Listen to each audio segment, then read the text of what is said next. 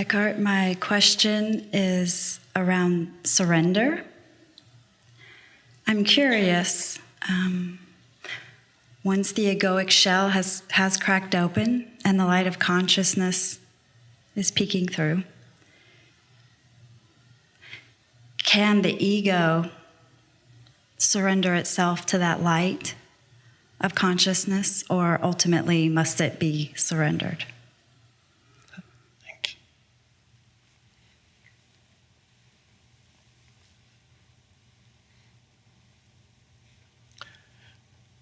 The ego, I often talk of the ego as if it were an entity.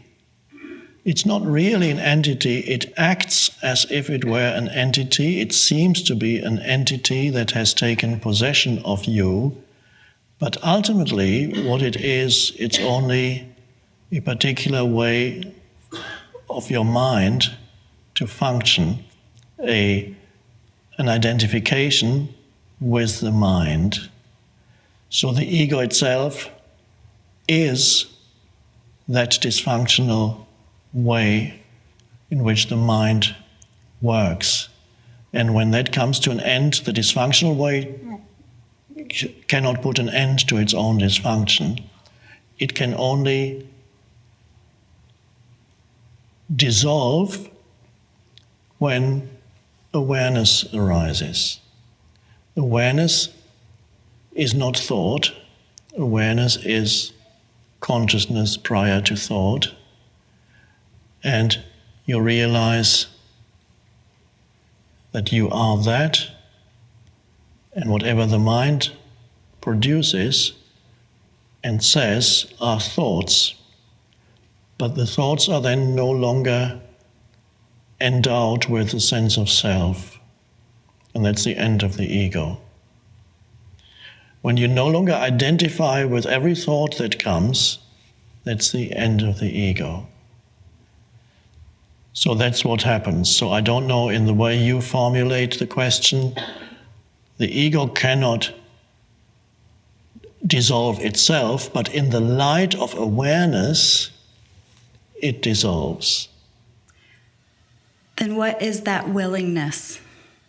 That willingness to allow it to be seen, or? That willingness is the evolutionary impulse of the universe, which created the ego in the first place in order to transcend it now.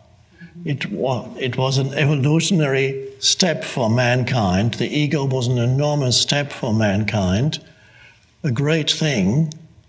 And then it came, or is coming now, to the end of its lifespan. That particular evolutionary movement or manifestation that we call ego, it had a lifespan. It has outlived its usefulness now.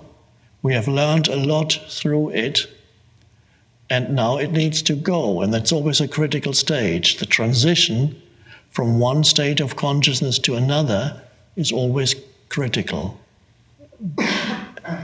There could be a falling back, there could be, we're at this transitional stage where the ego now needs to dissolve. The caterpillar has come to the end of its useful life as a caterpillar. It's been fine. The caterpillar was happy for a while, crawling up the tree and eating the leaves. Now there are no leaves left on the tree,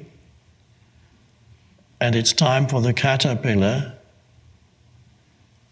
to cease being a caterpillar and turn into something incredible. That little slimy thing, suddenly it doesn't know what's happening to it.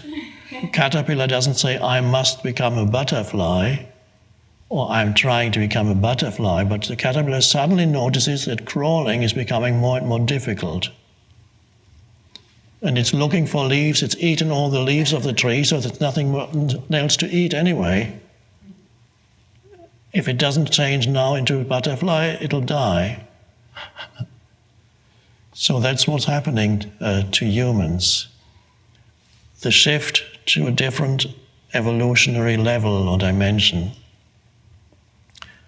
This is us being here, that's all part of it. It's part of the shift. The butterfly is emerging right here. The caterpillar is not totally gone yet. It's the transitional period. Thanks. Even you can notice in every one of you, sometimes you're still a caterpillar, and at other times, you're already a butterfly. Present, aware, non-reactive, aligned with the present moment.